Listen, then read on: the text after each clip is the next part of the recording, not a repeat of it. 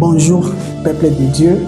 C'est bien moi le frère Ecclésiaste Mwanza. Ça dépend de l'ère à laquelle vous nous suivez. En fait, aujourd'hui, j'aimerais un peu nous parler sur quelque chose de trop important dans le livre des Proverbes, chapitre 16, verset 4.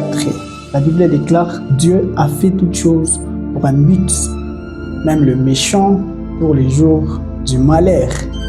Pourquoi Dieu a fait toutes choses pour un but? Parce que Dieu n'est pas comme un automate programmable qui peut créer des histoires ou créer des hommes qui doivent fonctionner au moins au même pied d'égalité. Non. Lorsque Dieu nous a créés, il nous a créés pour un but précis. Il y a de ces gens qui sont venus dans le monde pour impacter et d'autres qui sont venus pour attendre même les jours du jugement ou les jours du malheur. C'est pourquoi Dieu a créé les pauvres. C'est pourquoi Dieu a créé les riches, parce que la Bible déclare que Dieu, il a fait que les uns soient pauvres et qu'il a fait encore que les autres soient riches. Maintenant, j'aimerais dire à une personne, c'est que tu es né pour un but et ton potentiel te le dit. À chaque fois que tu es quelque part, tu dois te rendre compte que tu es né au moins pour un but précis. Ça peut être dans les affaires, ça peut être dans le mariage, ça peut être dans les études, ça peut être même dans quelque chose vraiment qui est trop important dans ce monde. Alors Dieu vous a créé pour un but. À chaque fois que vous êtes en train de marcher, vous n'êtes pas venu dans ce monde pour perdre le temps. Vous n'êtes pas venu dans ce monde pour accompagner les autres, mais vous êtes venu dans ce monde pour un but précis. Et vous devez vous rappeler à chaque fois que vous êtes né pour un but. Il y a beaucoup de gens qui font des histoires pareilles. Peut-être vous pouvez tomber dans les pièges de copier les autres, alors que Dieu n'a pas mis ces histoires dans votre vie. Prenons l'exemple d'un jeune garçon au Japon. Au Japon, en 1945, il y avait un jeune garçon, c'était lors de la guerre mondiale.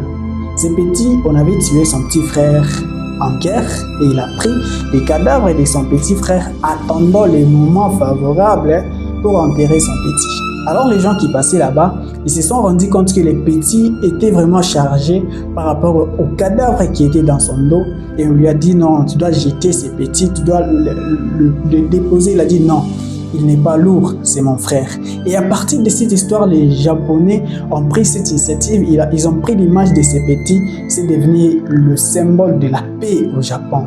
Pourquoi? Il était né pour un but, quand bien même que son petit frère était mort en guerre, quand bien même que son petit frère était tué, il était né pour un but précis. C'est pourquoi on a fait de lui l'image du symbole de la paix. Il a ramené la paix. Pourquoi? Parce qu'il a porté quelque chose et il a donné au moins une réponse qui est trop importante. Il y a de ces gens qui ont échoué dans les études, c'est pas un problème. Il y a de ces gens qui ont échoué dans le travail, c'est pas un problème. Mais vous devez vous rappeler que vous êtes né pour un but précis. Ne vous sous-estimez pas et ne regardez pas souvent la réussite des gens qui ont réussi avant vous. Peut-être vous pouvez vous décourager. Mais l'une des choses à savoir, c'est que rappelez-vous que vous êtes né pour un but précis. Et même, je me rappelle du parabole des noms que Dieu, plutôt du parole du talent selon la Bible. Dieu, le maître a donné à chacun quelques talents, mais vous allez voir une personne qui a pris au moins son talent, il a caché ça. Pourquoi? Parce qu'il avait peur du maître.